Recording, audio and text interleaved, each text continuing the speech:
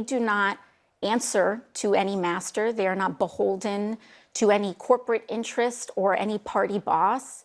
And they are completely independent, which allows them to be responsive to their communities and the people that elected them. And I think that in many ways that makes our movement stronger when you have to rely on your own organizing skills. And I think that it has proven to be quite successful. And I mean, I see so many of these candidates and they remind me of that moment. I mean, but like in New York, you had the candidates that were endorsed by Mayor Mamdani, two of whom were challenging sitting members of Congress, powerful members of Congress, Democrats, and you decided to sit that one out. Is that part of wanting to work with your colleagues that are in the House? I mean, what's the... Yeah, you know, I think we're all in different, you know, politics is also a workplace, and we're all in different positions to that. I endorsed, for example, in New York, on the state level, I endorsed a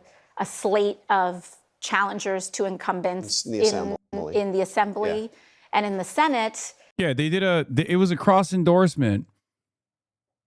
Zoran couldn't openly go out and stick his neck out and risk like political capital in the New York State legislature.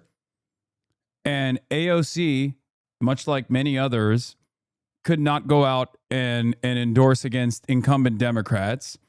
So they did a cross-promotional slate. It was smart. I think that in the next cycle, we won't have to be as careful, right? We won't have to be as timid. We will be able to make more bold moves. Okay? AOC is not making a bootstraps pull the ladder up behind her argument. All I'm going to say is this, okay?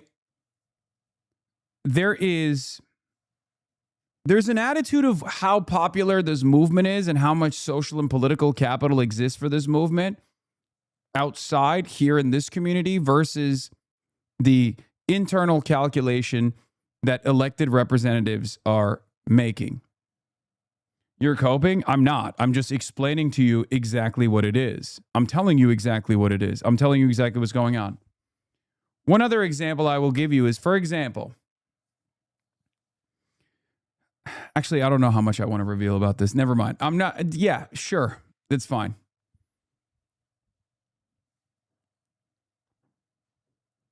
There is a strategy to what's going on that is a little bit different from DSA. But all I'm saying is there are varying degrees of bandwidth and allowance for different figures in different places.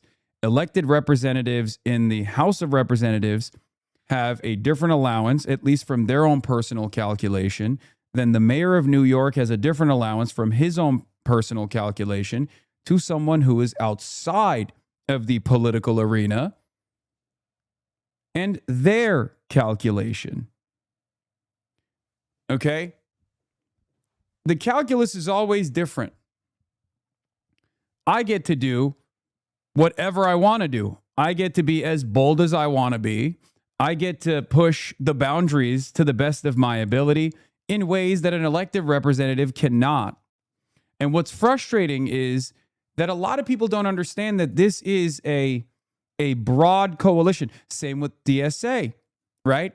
DSA is an organization, is a political organization outside of the Democratic Party, and they get to be as bold as they want to in ways that Democratic electeds would shudder to get on board with. And the more DSA grows in its power and its influence, okay, and a big part of that is coming from elected representatives that are DSA aligned or DSA affiliated or DSA endorsed or even DSA cadre candidates that win these elections. The more DSA's power grows, and the more DSA's power grows, the more influence capabilities DSA has in terms of adding pressure to establishment Democrats and having a say in the National Democratic Party's platform. This is, simply put, the broadest and this is simply put the most like reductive but broadest theory of change. Okay?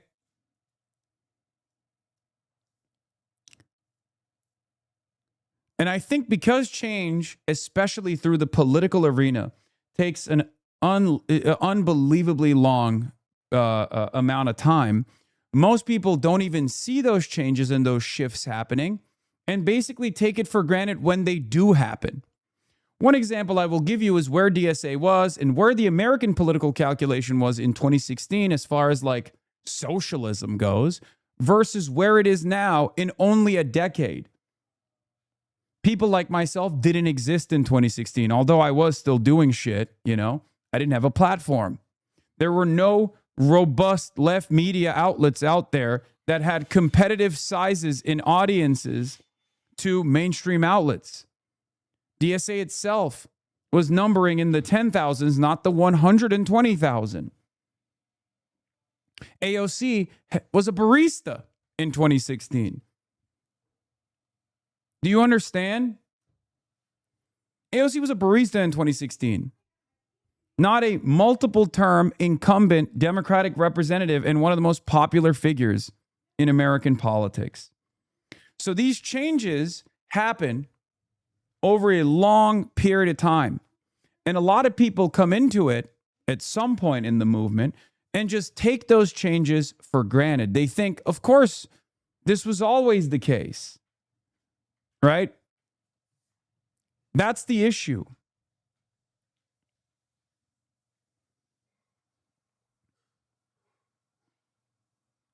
Why are you forgetting that the Young Turks in 2016? Because the Young Turks is a prominent force, but I'm saying like it wasn't, left media wasn't where it is now. How is that hard to comprehend? It's like saying, what about Air America in 2010? Yeah, sure, it existed, but it was nowhere near the powerful force it has become. Democracy Now! Existed back then, too. Chris Hedges was around. Abby Martin was around. This is not a diss on the previous formations of left media. We're talking about the amount of eyeballs and attention and the amount of persuasive capability that left media fucking had in comparison to what it has now.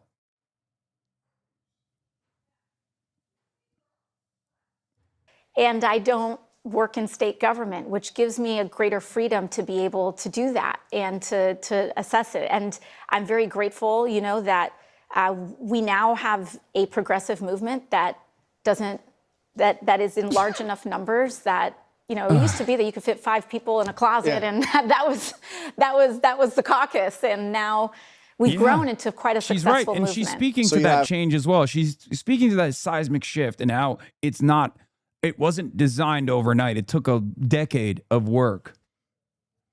And there will always be newcomers, which we welcome, by the way, with open arms, but there will always be newcomers who say, well, this changed. Look at where we're at. And it's like, listen, this didn't happen overnight. There were a sequence of victories and a sequence of defeats. Okay? We didn't arrive here like that. Wisconsin coming up next, Francesca Hong, who is the Democratic Socialists of America supported candidate for governor. You haven't endorsed her. Are you going to? No, I haven't endorsed in that race. My focus has been in winning back the Congress, winning back the House, and positioning ourselves to have the best chance possible to win the Senate. So I've been focused on those legislative races. What do you make of those controversial statements? I'm sure you've seen. I mean, she's, the Thanksgiving dust up. She says she doesn't, still believe that, but the abolished prisons, abolished police, which is also positions that have been taken by a lot of the progressive candidates who have won. How do you get around that? I mean, those are not positions that are supported by.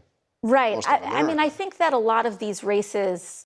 This Twitter account is so funny. Look. You've become K-Hive. Don't worry.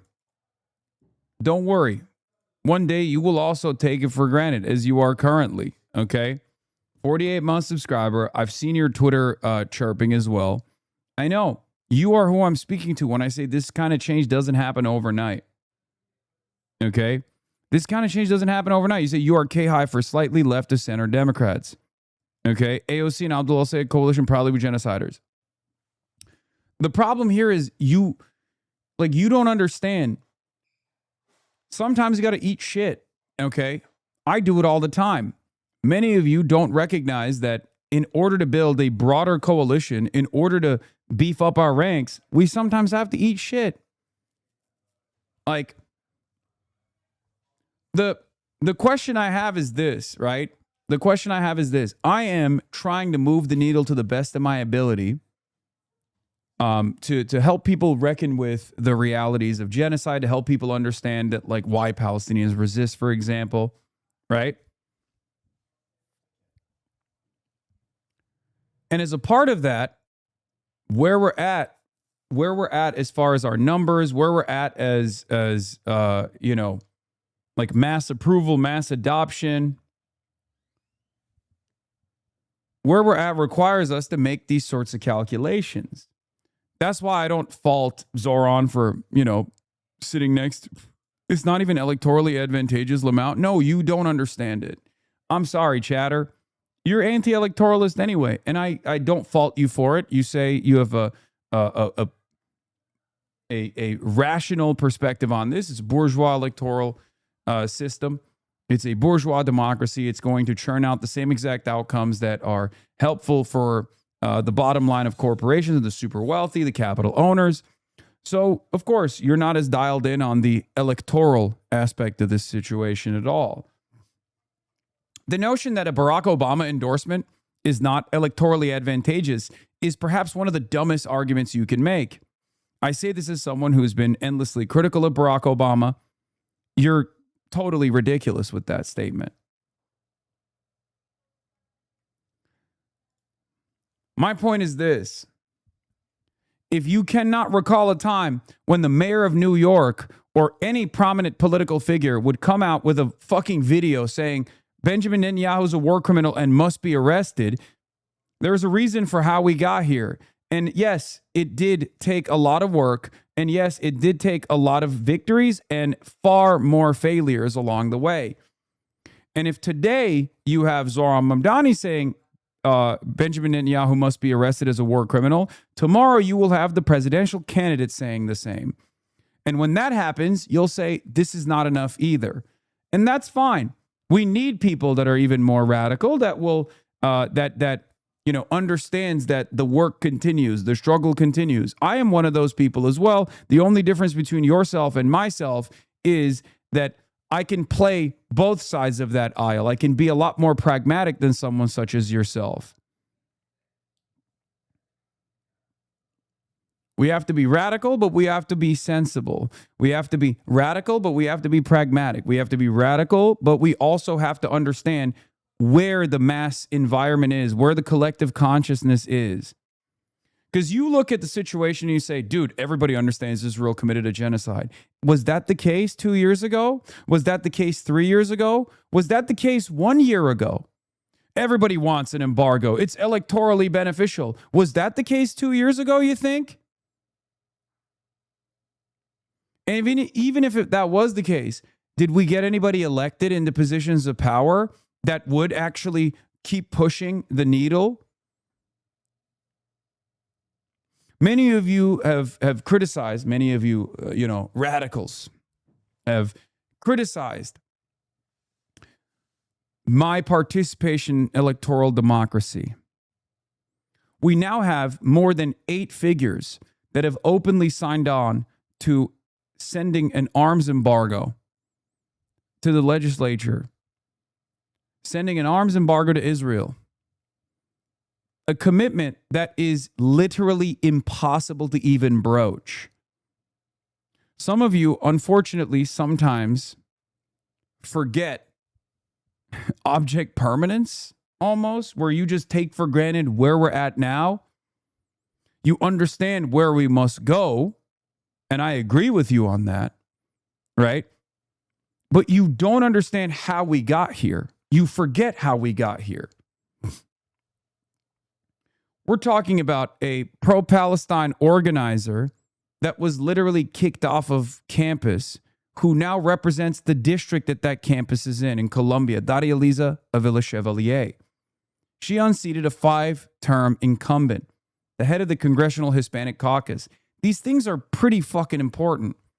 And if they weren't important, there wouldn't be this level of unbelievable pushback from corporations. So one thing that I always get sad about is that our enemies understand the significance of this moment, and our allies should too. Even our allies who are further to the left than we are. Okay?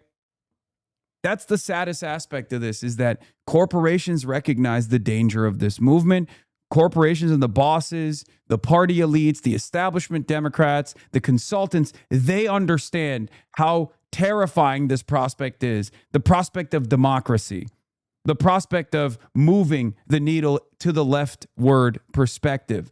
They recognize it, and that's why they fucking open up an unlimited barrage of attacks. And I sometimes see people who are like, I'm a communist.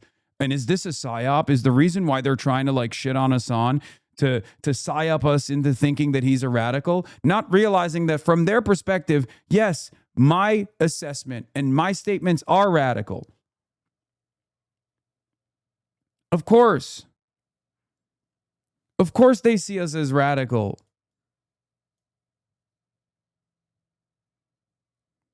That's what's so funny about the predicament that we're in, where, you know, there's a small marginal group of people that are not fairly significant in the grand scheme of things.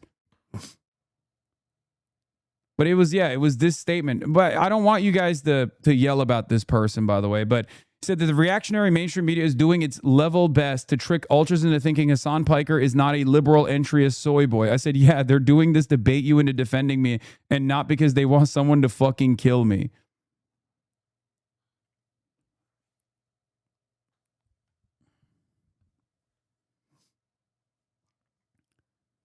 Ironic, because all of these self-identifying ultras were, you know, big Bernard brothers in 2016.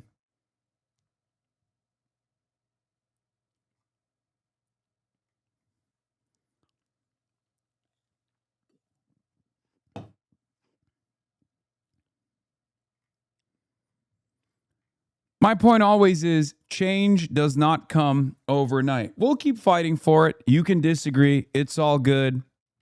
But remember that our ultimate goals are aligned. You're PR friendly radical. We need more anarchism radical. I'm not even PR friendly is what I'm saying. I'm PR friendly to you. It's the same argument that I present to people who are like, you're bastardizing Lenin. Brother, any Lenin mention in mainstream media is met by, he is the Soviet Hitler. Like, you guys are so lost in where you guys are so lost in your own echo chambers to a certain degree that you fail to comprehend for the average American. They're like, what? This guy's reading Lenin. It's like reading Mein Kampf. That's what they think. They're wrong. They're wrong about that assessment, but it doesn't matter. Do you understand? Like, there is no bastardizing Lenin in the eyes of the masses in the United States of America. They literally think Lenin is Adolf Hitler. Most Americans have been propagandized into having a negative opinion on Karl Marx, a negative opinion on Lenin for sure. And most of them don't even know who these figures are or what they've done.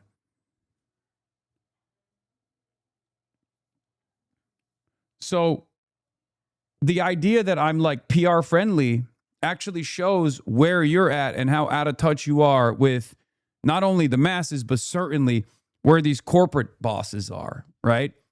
Corporations do not see me as PR friendly at all. There's a reason for why they talk about me all the fucking time and refuse to have me on and talk to me on these outlets. Why do you think that is the case? Because they fear that if we were to have a normal back and forth conversation, that I would be cordial and they would have to be charitable to a certain degree. Or even worse, they would receive dunks and have clippable moments.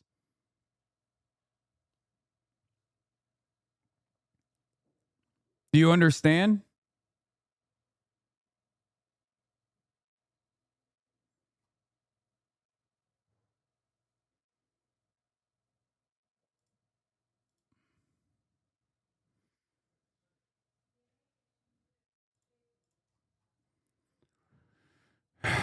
Yeah.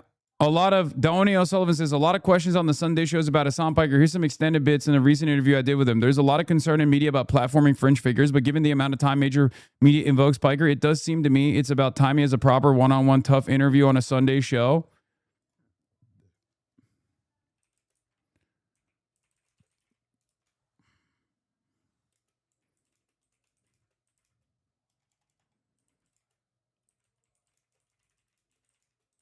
That is spent.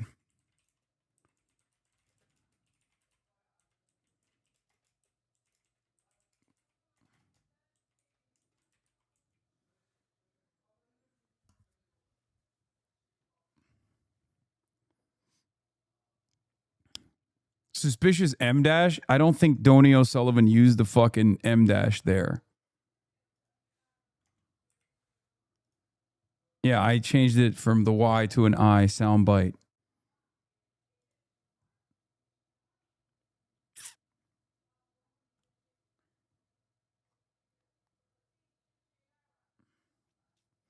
I'm not convinced them pushing back proves this is getting gains. The Bernie Crats represent a threat to their position of control of the party. This does not necessarily mean a change of policy. At the end of the day, they pushed back on Obama, and even when he took control of the party, nothing happened, right? Yes, that is the case. And we cannot allow that to happen this time around. Okay? And who knows? Look, we look at Obama now and not who Obama was before he ran for office. You know what I mean? Maybe he was always slated to be this person. Okay. And Obama did actually throw out his base. Obama for America, Organizing for America, shuttered that operation. That operation was entirely dedicated to pushing the needle on at least a public option, if not something even more radical like socialized medicine. Right? Here's the thing. We live in a very different time now. We live in a very different media environment now. We live in a very different environment where material conditions have worsened since the Obama era as well. That's precisely the reason why we have a lot more opportunity to advocate for our policies. We have a lot more people in our ranks that are invested in these causes, right?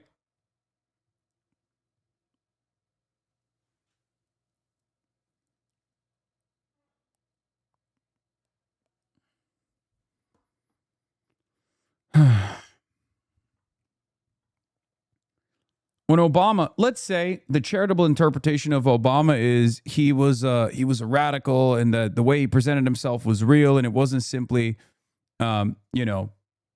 this political calculation that he was making, right? Let's say that was the case, and then neoliberalism, very quickly he realized like the capacity to coalition build was far more important to get anything done, and he was like, these are the marginal changes that we can do. Let's say that in the most charitable interpretation, that was the reason. That was the only outlet that he had to even deliver the ACA, right? I'm not saying this is the correct interpretation. I'm saying even in the most charitable interpretation of events, Obama falling short of the radical change that he promised that people were clearly demanding, people gave him the popular mandate to push for. He didn't have the same mechanisms. He didn't have the same media environment, and he did not have the same material conditions. Okay? So if there are candidates now that are running on that same hope and change agenda, they're running as open radicals. They're running as democratic socialists, for example, right? And even if it's uncharitable, even in the the most cold analysis that Obama was actually simply running on hope and change, and it was all bullshit. It was pandering to the base, and he recognized that popularity. He built that popularity only to squander that opportunity and didn't push for the changes that he ran on, whether it be closing Guantanamo Bay, punishing previous war criminals, or changing the trajectory of American militarism. Okay. If he was being if he was behaving as a pure politician, cold, calculated, no interest in like making radical changes whatsoever, the environment shift is also going to demand those changes. Okay? The environment shift is going to hold to account, hopefully, these politicians to ensure that the failed promises, the failed promises strategy never takes place once again, because there are far more numbers. That's why I think DSA is very important as well, in order to hold people to account. Okay? You understand? And the more we grow in numbers, the more we become a political force to be reckoned with, the more possible those changes will be. Now, there's also the other side of this. Let's say we lean into a hope and a dream, we lend our support for a presidential run, and then we are betrayed. That also presents a unique opportunity where we change our tactics. I'm not saying we're going to get there, and my job and my belief system requires me to only plan for that possibility while simultaneously still maintaining revolutionary optimism. Do you understand? But from that betrayal will come a even more radical movement that will have to change its tactics. All the while, what you have to remember is we just continue the work. We continue to organize. We continue to be disciplined. We continue to grow our numbers. Because revolution is not spontaneous, and it certainly doesn't happen overnight. A real political revolution requires diligent organizing and creating the solid, disciplined, labor force-backed mass movement that can be at the right place at the right time to take advantage of the shifts that are taking shape in American politics and in politics broadly. That's precisely the reason why this movement has grown over and over again, and now it's beginning to have some kind of leverage. Okay? So we have to do our very best.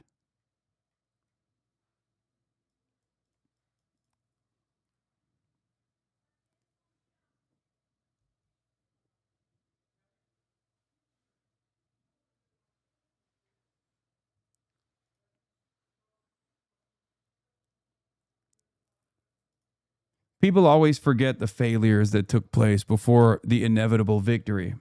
They fail. They don't see the countless amounts of failed revolutions. They don't recognize that, you know, this movement doesn't grow overnight. It takes a long ass fucking time. You just got to keep having the vision. Even right now, they'll have a tendency to be nationalized. Yeah. But these races ultimately are local, and all politics are local. My understanding is that Francesca Hong has made clear her present stances to her electorate. Yeah, she's moved away from a lot right, of that. she's moved away from it. And I have a local city councilman that has this saying, woke one was crazy. Woke one was crazy. And I think that what's important is that we have to assess what did the movement go too far with some of those positions? I mean, you briefly supported the idea of defunding the police. Well, you know, I think that during this time and especially during COVID, there was a huge opening of the Overton window. We were shut down. There was some of the highest unemployment rates that we have seen because of those shutdowns. Yeah. And I think that the doors were really open in trying to entertain any and every policy that was going to get us to a better place. And I actually think that the discussions that were had in that time were quite fruitful. I think that when we talk about crime today, it's fundamentally different than the way that we talked about crime in bringing crime down, right? Mm-hmm. And I think that we all share in the goals of having as low a crime rate as possible. I think that, you know, during lockdown, of course, rhetoric in that time is not rhetoric that we would use today. And I'm grateful that these candidates have the opportunity to present who they are to their electorate and what they're campaigning on in this moment. Because you know, and obviously the Democratic Socialists of America are having quite a moment. But you know how Republicans are responding. Let me just give you a brief sampling. Sure. I think that her response to this was also like not initially not as dismissive as one would expect from AOC. Now, of course, AOC, so people are going to say like, oh, she fucking botched this or whatever. But I think she did a pretty good job of saying like, look, it was an environment of heightened tension. And there were some people who were looking for different ideals and looking for different solutions, sometimes solutions that could be considered radical. Of course, people who are invested in police abolition are going to literally say, that's not a radical solution. Fuck you for dismissing it. But I think that was a pretty solid response overall, because she doesn't even close the door entirely on dismissing people in our ranks. Dismissing people in our ranks. It's not dissimilar to my position overall as well, where I say like, look, I'm not a police abolitionist. I'm not a prison abolitionist, but I feel closer to that side of the political spectrum than I do, especially given where we're at currently with our understanding, the average American's understanding with crime and punishment, the draconian measures that we advocate for all the goddamn time, and the allowance that we give the police force to be as violent and as ruthless as they want to, with no accountability whatsoever. I think like when I think about it, it's like, that's why my argument always is like, look, I think this is a broad tent regardless. It's a broad movement regardless. There's going to be some disagreements overall, but like the reality of the matter is the average position, like the normative position on policing and prisons in this country have to dramatically shift to the left position so that we can reduce recidivism in this country, so that we can actually focus on rehabilitation rather than incarceration, to ensure that people that have done crimes can actually reintegrate into society in more successful ways. Other countries have actually paved the path forward in much more meaningful, much more consequential ways, and we just choose to avoid that reality. We're so stunted in our vision, right? And the same with like defund the police, abolish the police. Like, for many, there are very different attitudes on what must be done, right? Damn, Tectone went off on you, little homie. You should apologize to him. Tectone? Why would I apologize to a generational rapist, brother? Are you okay? Rape Tone went off on me? I think you should have a little bit more shame to openly be like, yeah, my favorite content creator is a rapist who openly admitted in a court case that he's duping his audience into right-wing beliefs because he knows it's the bottom of the barrel, easiest way to make money. Like, you're talking about a guy who admitted in a courtroom that he was making videos about me specifically to farm viewers and money. That is in the court documents. Okay? That is literally in the court documents. The same court case that found him to be, at least in a civil proceeding, guilty of committing domestic violence and even sexual assault.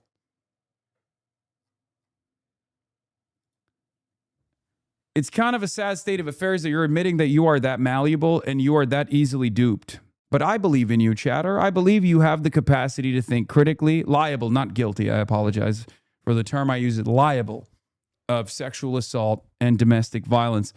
I think you can overcome this mental hurdle. Yeah, I saw this. Neera Tanden is now boosting far-right streamer Rape Tone, who has been credibly accused of sexual assault and who just had an ex-girlfriend placed under protection of a 10-year protective order. A Texas judge also banned him from owning or possessing firearms. And Neera Tanden, of course, is reposting that clip because her attitude is the enemy of my enemy is my friend. And what she fails to comprehend, or maybe she comprehends but doesn't care about, is that a lot of my enemies, the overwhelming majority of my enemies, are fucking neo-Nazis and pedophiles and sex criminals and just horrible monsters overall. She just doesn't care. I guess it makes sense for her to find herself comfortable with working with sex criminals, considering that she worked with the Clintons, right? Her orbit is the original Epstein folk, and therefore the Epstein orbit is not a bridge too far for her, but more so comfortable territory. It's the environment that she's comfortable working in. Let's call it what it is. It's communism. The Commie Caucus is coming to Congress. Communism is on the ballot this November. We're not going to turn this country into a communist experiment. Well, you can kind of get a sense of the theme, and obviously the president has said the same thing. But by the way, just a quick definitional thing. What, in your mind, is the difference between socialism and communism? I think, to me, the fundamental differences, there's many. Yeah. One prevailing one is democracy. And I believe that democratic socialists are fundamentally pro-democracy. And we believe in the ballot box. We believe in respecting the outcomes of elections and governing democratically and ensuring that. I mean, look, there's no defending communism in the mainstream, and this is the democratic socialist opinion broadly. So she's channeling the DSA line here, not just the old DSA line, but just even the current DSA line overall, regardless of the fact that there are many communists within the Democratic Socialists of America. That the ideas and policies that are implemented are won through popular vote and popular opinion. And so I think that's why so much of what we focus on. Yeah, she's the DSA. She's a DSA rightist through and through. She is not DSA left. Is also making sure that we are providing for the majority of Americans, guaranteeing health care, raising wages, strengthening the right to a union.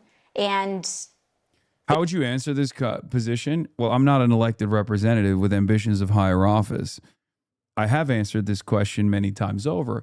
What do you say to people who call you a communist? I say, I don't call myself a communist, but I would never oppose that framing because I don't think the understanding of communism in America is correct. Communism is an end goal of a classless, moneyless, stateless society.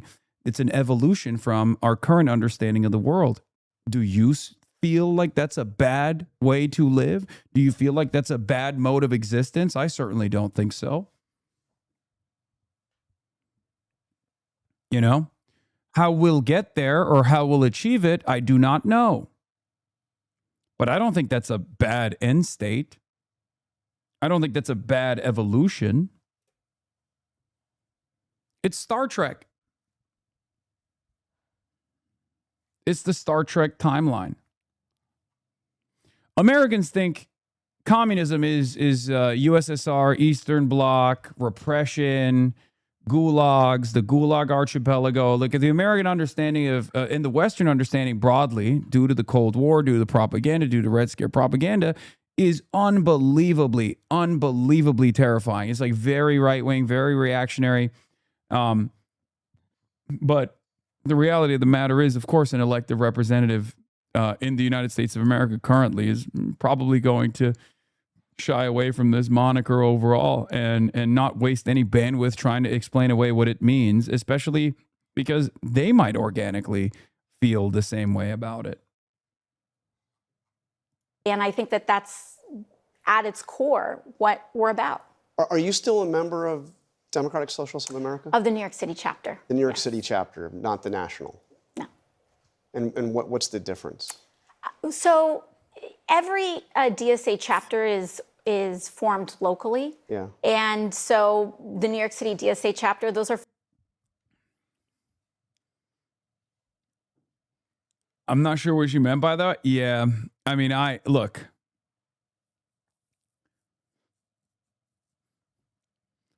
Technically, every DSA member is a part of DSA.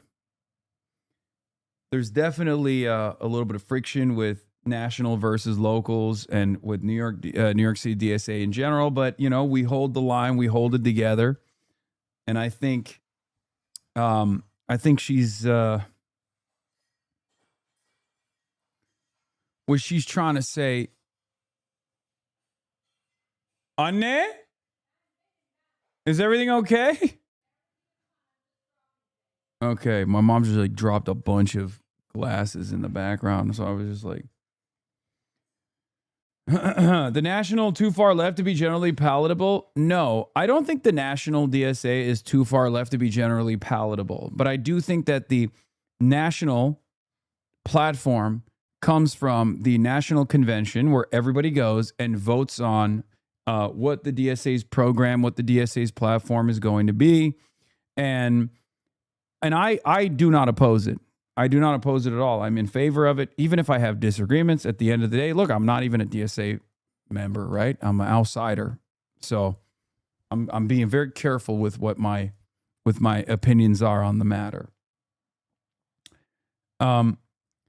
DSA is not the Democratic Party. The DSA's goals are not to revitalize the Democratic Party. The DSA's goals are not to propagandize at the behest of the Democratic Party. There's many different caucuses, many different factions, many different ideological tendencies within the DSA. The national program is voted on democratically. However, the ultimate goal of the Democratic Socialists of America is to broadly move America through a process of reforms and maybe even a real political revolution in the long term to a socialist setting, to a socialist organization of the economy. So, of course, the national platform is always going to be a little bit more to the left, a little bit more radical than what the electoral, the electoralist wing of the party is pushing for.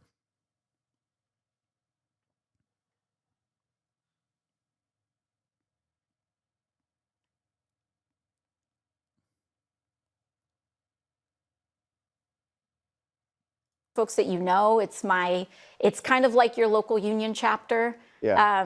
And yeah. So, because I know there was that strange moment in 2024 when the national chapter like took away your endorsement. Yes. But I was looking through the DSA program, and this is the national program.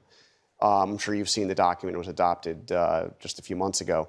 But some of the positions here: defund the Department of Defense, close overseas military bases, abolish the police and prison system, grant amnesty to all immigrants in the U.S., replace the Supreme Court and executive judiciary with a chosen by lower to Congress, abolish the Senate, public ownership of corporations. By the way, there's some incredible bangers here. Abolish the Senate, banger. Public ownership of the largest corporations and essential industries. Oh, I'm nutting. Like, as much as I have critiques of, like, you know, abolish the police or abolish the prisons, and it's not the biggest issue of all time, especially considering that I think that is a far better moral goal to move in the direction of than the current situation that exists. I mean, dude, this stuff is so fucking good. I mean, this stuff is incredible. I'm glad that it's being talked about. I wish that DSA electeds would be a little bit more, like, would lean into it a little bit more. I know Oliver would if he is elected for sure. But like, this should be our North Star for sure. Like, this is, in some ways, this is a people-backed Project 2025, right? And instead of like corporations and their stooges getting together in a cigar smoke-filled back room where they design American society and where the Republican Party should be headed in the direction of, this is a national program, a national platform that is dreaming of a better future.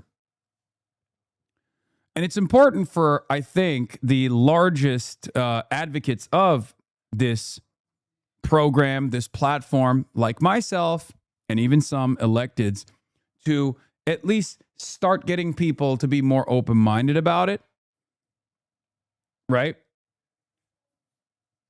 Because There's elements in here that are unbelievably beneficial in the long run. And I don't think we should shy away from like, I just don't, what I'll say is this. I find it sad that we always have to stunt our imagination. We always have to kneecap ourselves, that we can't dream of a better future. You know what I mean? Like, what is that dream? Because depending on the perspective or depending on the timeline, it was an impossible dream to hope for a free Palestine, for example. And now that dream is achievable, right? It's closer than ever before. So it's good. It's good to have moral convictions. It's good to dream of a better future. You know? You ask for as much as you can, and then you get back to the drawing board when your opposition tries to kneecap your movement. It is what it is. And essential industries. I mean, those are some positions that you're going to be hearing a lot about this fall from Republicans. And I think we're also going to be hearing a lot about Donald Trump's commitment to getting us into a reckless war in Iran, his collaboration with big companies to make sure that everything from groceries to rent stay sky high. And I think that people are like, this is the left position, which in my opinion is like super serious, right? This is the left position right now. Is like, we want to move the economy in this direction. What is the right-wing position? Enes Kanter joining the WNBA to be like, is that transgender? Like, that's what they're doing. They're fucking charlatans, man. They're charlatans. Do you understand how ridiculous it is that you actually do not have a real clear-cut agenda on the establishment Democratic side? So we're taking advantage of that, and we're trying to say, like, this is our goal. This is the vision for a better future for America. This is what we want to do. And the Republican Party's answer to that is, transgender athletes. Remember transgender athletes? Remember, get angry at the transgender athletes. And it's fucking ridiculous. It's so deeply fucking unserious. less interested in these academic debates, and they're more interested in how we're going to bring their bills down and make sure that they can afford to see a doctor. But do you see, I mean, are those positions you support? Who's stunting their imagination when you can't come up with an alternative police? Stop ignoring this, dude. Oh my God. Police abolitionists, please. Please, I beg of you, dude. How many times do we have to have this conversation and then it gets clipped by fucking right-wing think tanks and then they just like endlessly posture about this shit? Please, please, please, I beg of you, okay? Here, dude, peep the badge. Peep the badge. It says the People's Police, okay? Peep the badge, little bro. It says the People's Police. All right? You see the peoples in front of the police? Peep the badge. A-okay. Okay?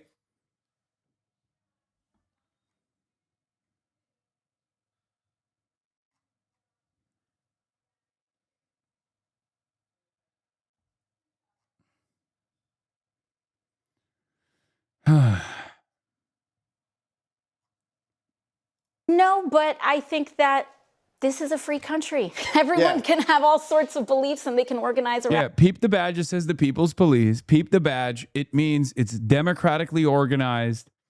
It's a democratically organized people's police force, okay? People's Peace Force, if you want to call it that. The peacekeepers. Them, and you're free to do what you like and, you know, have conversations with your neighbors. But my job as an elected official is to guarantee healthcare in America. And that's what I'm focused on, and that's what I seek to do. And what do you say to the moderate Democrats who say, first of all, that you know, they are capitalists and that those positions are going to doom the Democratic Party? Because again, they're not positions that are supported. Yeah, I mean, of course, they're free to have their economic identity as they like. And, you know, in terms of dooming the party, the idea that there's a diversity of thought in America among everyday voting people. Did you already talk about the Kamala Harris endorsement for Abdul El-Sayed? A lot of big names were very disappointed that he chose to post about it on his Instagram. I don't know if you've already said anything on the topic. Yeah, I said it's good. It's great. Yeah, it's great. We need those voters, man. We need those voters. We need the unks and the aunties to come out in fucking droves. What do you guys want Abdul El-Sayed to do? Okay. What do you guys want Abdul El-Sayed to do? You want him to come out and be like, I refuse to take the endorsement of the former presidential candidate Kamala Harris? Like, what? Are you insane? You just say thank you and you move on, okay? Like, wow, I can't believe Abdul El-Sayed refused. First of all, I don't think a lot of people know this, it seems, but Abdul El-Sayed literally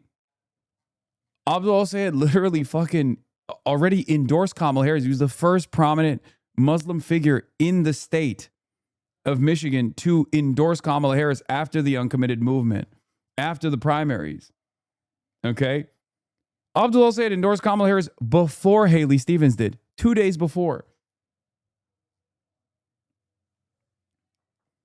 Like, there's this tendency on the left sometimes to treat this as like not a serious movement, but instead to treat this movement as a gate-kept like hipster thing. You know, we got to keep the moral purity in our ranks. It's like, yeah, okay, that's how you arrive at like a 10-person reading group. Bring people to our side and try to explain our positions to them. It's that simple. You don't win anything with grandstanding. That doesn't mean that you should shy away. Like, if Abdul El-Sayed, in exchange for the Kamala endorsement, comes out and is like, actually, I love Israel and AIPAC is not that big of a deal to me at all, then yeah, then you can be fucking angry. You can be upset. But if Abdul El-Sayed isn't doing that, if Abdul El-Sayed is like even with the Liz Cheney shit, right? Liberals always said like, oh, Kamala Harris hugged and kissed Liz Cheney on stage. I said it. I got mad about this allegiance as well. But if Kamala Harris was like, I'm shedding the dead weight, Joe Biden is in the past, in the rearview mirror, we're actually the hope and change candidacy. We are going to address the crimes of the administration that I was a part of as far as the genocide in Gaza. I made it very clear. I wouldn't give a fuck about the Liz Cheney endorsement. And on top of that, I would have door knocked for her. I said it even back then. It's so ironic that people don't realize this. You know who doesn't realize this? The fucking liberal commentariat doesn't realize this. And it's the ultras that don't realize it either. I wonder if it would make sense for DSA to have two platforms, set of party principles with long-term goals similar to the current one, an electoral program that includes immediate policy provisions. It's difficult because none of their electeds, even the most radical like DSA and Larkin, will endorse the platform. It's not just an electoral project. It has an electoral project. Yeah, I mean, I'll just say it like this.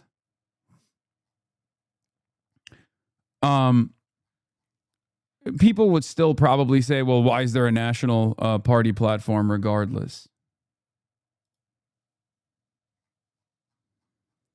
Yeah, Alex Kane says, to criticize Abdul El-Sayed over the Kamala Harris endorsement is to criticize him for trying to win against a MAGA right-wing figure who would vote to give Israel billions. Yes, Harris helped perpetrate a genocide, and yes, he needs to win black voters. That's the calculus. Yeah. I mean, yeah. Yes, we know you are a reformist. We get it.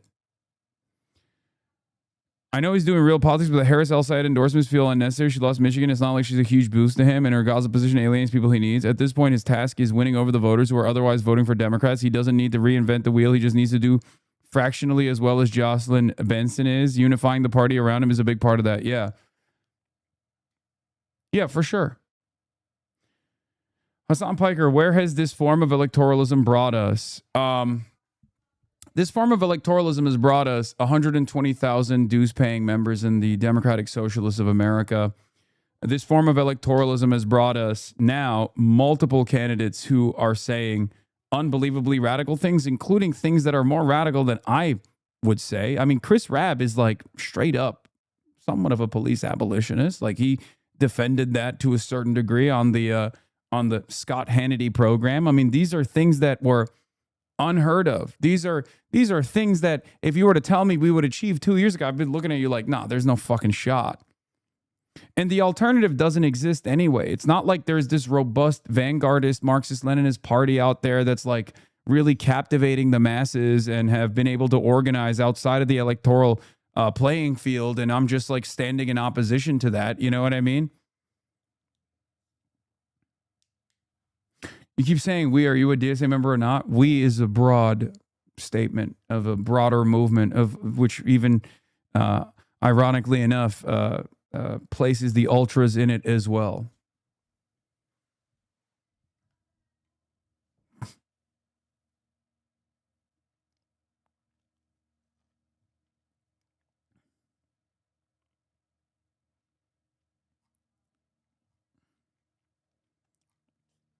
Like if there was this broad environmental shift and it was clear that like electoralism was not even bringing in newcomers into this mass movement, and that there was already this like broad appetite for revolutionary change, and that the masses were class conscious and they were organized and they were militant in their organizing and militant in capturing power, obviously there would be a very different calculation in front of us.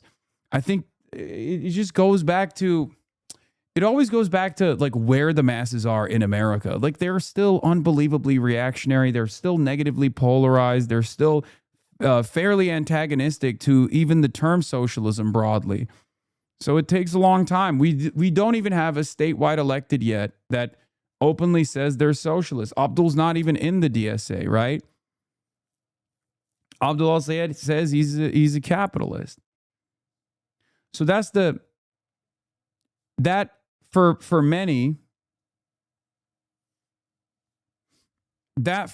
I think, comes from their lack of ability to understand where the masses are in their interpretation of socialism. But I do think every day, more and more, as we mark more and more victories through the electoralist route, and as we bring more people into the fray, as we grow our numbers, I think more and more people will come to understand the goals here. That's also part of the reason why I say I'm not DSA left, DSA right. I don't identify with like one particular caucus, and all caucuses are great, and I agree with all of them. And even if I have, you know, some disagreements overall, it still doesn't matter to me, because I look at the broader environment. I look at where the masses are, how they self-identify, and I recognize that there's still much more work to be done in terms of fomenting class consciousness, right?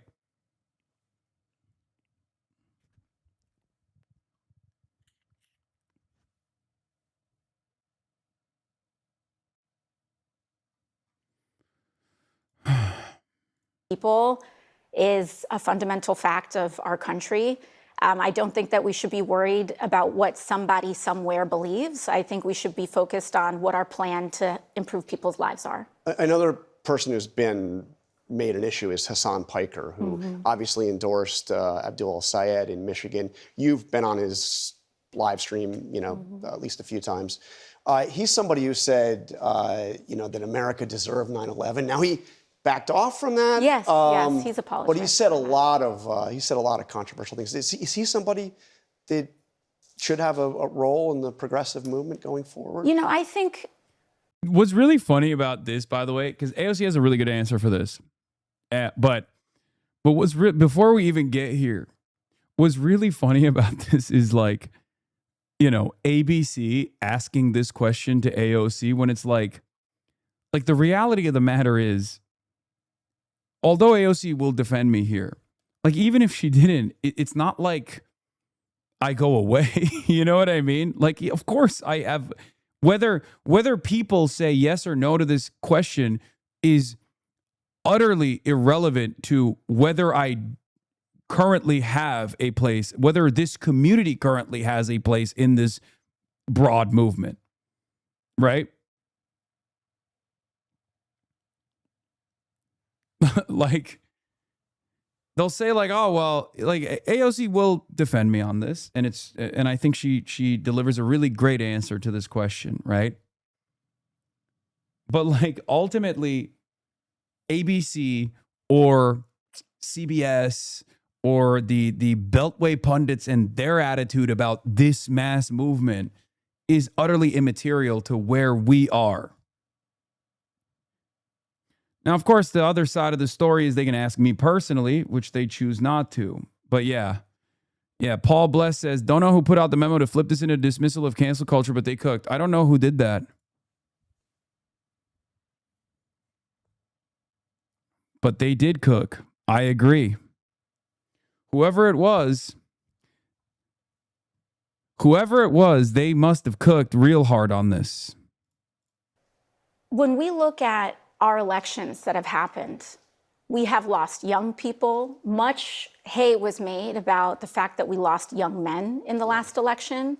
And many of the same consultants that are wringing their hands today were the same ones talking about how we need to go on Joe Rogan and we need to be not so, willing to engage in cancel culture.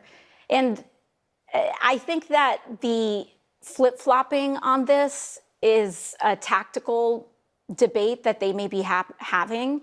I think the fact of the matter is that Democrats can go on Joe Rogan, Democrats can go on Fox News, Democrats have a responsibility to build a winning coalition, and young people are engaging in mediums and conversations that we have a responsibility to attend to and be responsive to. And even right now, when we look at this insurgent wave of what is happening, oftentimes when people are doing that Monday morning quarterbacking and what demographics voted where, the big one that's being ignored is the generational tidal wave.